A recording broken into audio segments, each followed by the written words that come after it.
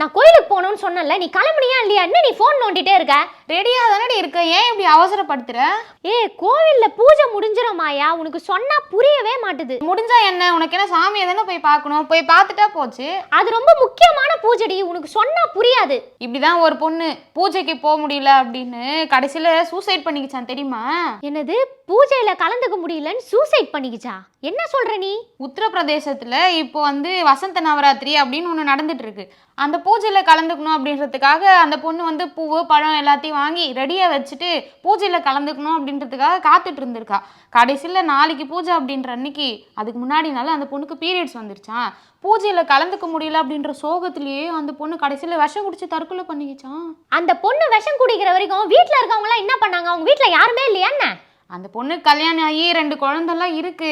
அவங்க ஹஸ்பண்டுக்கு இந்த விஷயம் தெரிஞ்சு, சரி விடுமா பரவாயில்ல, இதெல்லாம் இயற்கையா நடக்கிற விஷயம் தானே, நீ தான் எல்லாத்தையும் ரெடி பண்ணி வச்சுட்டியே, நான் உனக்கு பதிலாக பூஜையில கலந்துக்கிறேன், நான் பிரசாதம் எடுத்துட்டு வந்து கொடுக்குறேன், நீ அதை சாப்பிட்டுக்கோ, இப்போ என்ன பிரச்சனை அப்படின்னு எவ்வளவோ எக்ஸ்பிளைன் பண்ணி பார்த்துருக்காரு. இருந்தாலும் அந்த பொண்ணு புரிஞ்சிக்கவே இல்லையா. அதான் அவங்க ஹஸ்பண்ட் அவ்வளோ சொல்லியிருக்காரு, அப்பயுமா அந்த பொண்ணுக்கு புரியல.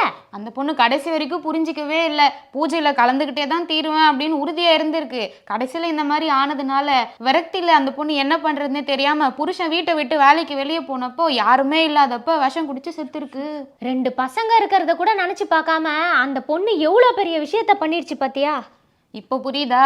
இயற்கையா நடக்கிற எந்த ஒரு விஷயத்தையுமே நம்ம ரொம்ப பர்சனலாவே எடுத்துக்க கூடாது. இப்ப உனக்கு கோயிலுக்கு தானே போனோம், வா போலாம், சீக்கிரம் போலாம் வா. இல்ல பூஜைக்கு லேட் ஆனா பரவாயில்ல, நம்ம ஸ்லோவாவே போலாம் மாயா. புரிஞ்சா சரி.